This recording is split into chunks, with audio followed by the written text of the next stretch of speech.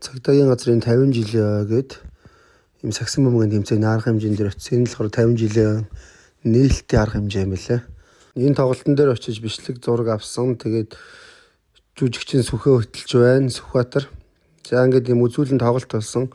Энэ тоглолт бол үнэхээр сүртэй. Буудж орж ирсэн буун дунд нь цочоод утсаа хоёр давхар дээрээс бичиж аваад алтхаа шахсан. Тэгээ нэг юм цахим залилангийн талаар нэг юм шторк хийсэн. Одоо бүгд хамтдаа энийг үзье. Тэгээд амжилттай гэсэн гүйлгээ болгон үнэн байдгүй шүү гэж.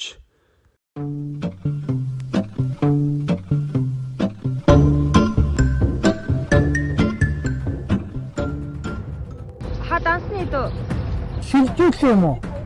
Аха. Дансраа нээч хадаа дансаа өгч.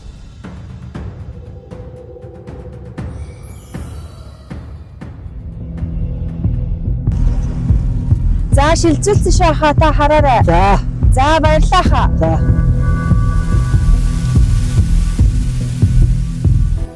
Саяны цагаад асуух мөнгө нь орохгүй байх яасан юм болоо?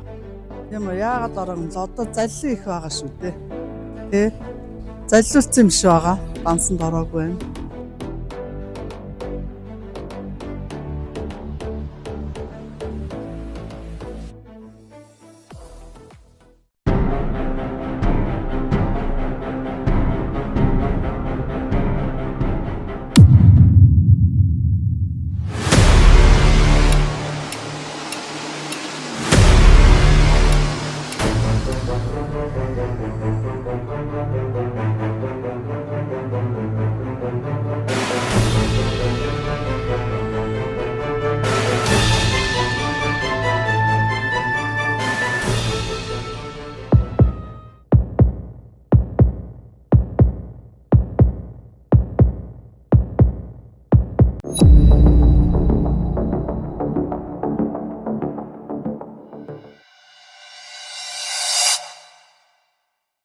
Нэг юм хоёр шторк хийсэн. Тэгээд шууд гэртээ ирээд бууз жигэнж идээд ингээд орой болоод унтаж амарсан байгаа.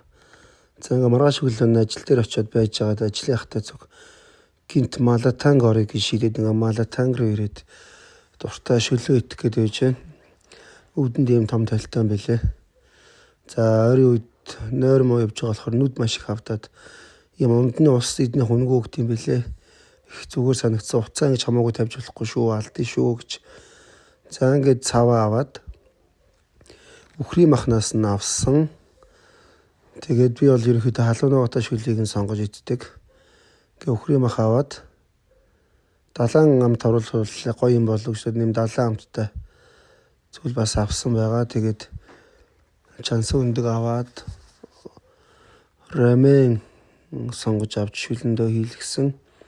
Тэгээ ер нь эднийх дөнгөж нээжсэн болохоор энэ дээдлийн ногоонууд нь их байхгүй байгаа шүү. Түүнээс эднийх маш гоё. Панчаанууд нь үнэхээр гоё идэг. Ингээ чансан өндөг авч байна. За ингээд чансны дараа ямар болохыг хамтдаа харнаа.